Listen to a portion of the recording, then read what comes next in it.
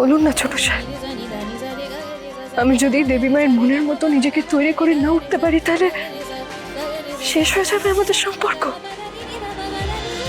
তোমাকে মায়ের মতো নিজেকে গড়ে তুলতেই হবে কুসুম।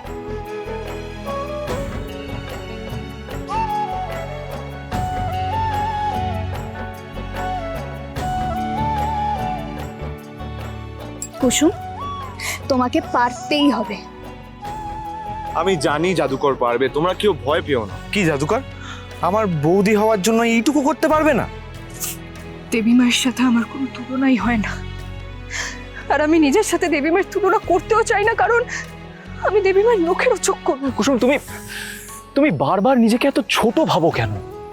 কুসুম, তুমি নিজেও জানো না তুমি কি। ছোট সাহেব, একটা সত্যি কথা বলবেন? বলো। আমি নিজেকে প্রমাণ করতে পেরেছি বলেই কি আপনি আমাকে নিজের যোগ্য বলে মনে করছেন? যদি আমি এত কিছু করতে না পারতাম তাহলে আপনি আমাকে এভাবে ভালোবাসতেন না। যদি আমি দেবী মায়ের পছন্দের মতো না হয়ে উঠতে পারি বা আপনাদের প্রত্যাশা আমি পূরণ করতে না পারি, তাহলে কি আপনি আমাদের এই সম্পর্ক থেকে নিজেকে দূরে সরিয়ে নেবেন?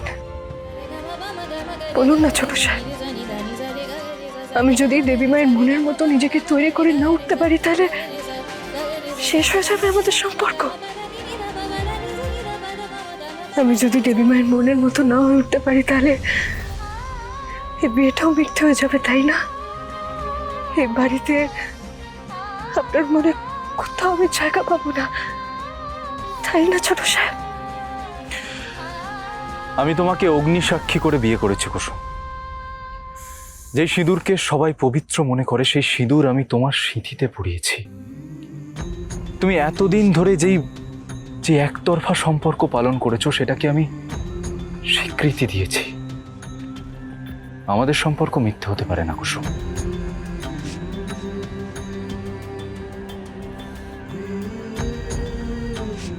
আমি শুধু চাই তুমি আরো সুন্দর করে নিজেকে গড়ে তোলো, তাহলে আমরা সবাই তোমার জন্য গর্ব অনুভব করব কুসুম। তবে এটার জন্য তোমাকে আমরা কেউ কোনো জোর করব না, এটার পুরো সিদ্ধান্ত তোমার নিজের। আয়ুষের জন্য একটা যোগ্য পাত্রী ঠিক করে ফেলতে পারলেই আমি নিশ্চিন্ত। তা তোমার চিন্তায় সেই যোগ্য পাত্রী কেমন হবে? যাকে দেখলেই মনে হবে সে গাঙ্গুলি বাড়ি আলো করে থাকতে এসেছে।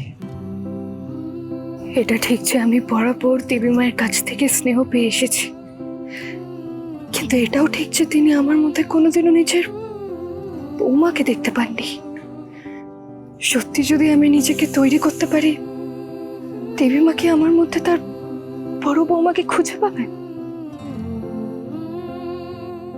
তুমি যা চাইবে তাই হবে কুসুম।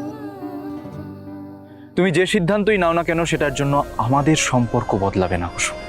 আমাদের ভালোবাসা ছিল, আছে আর থাকবে।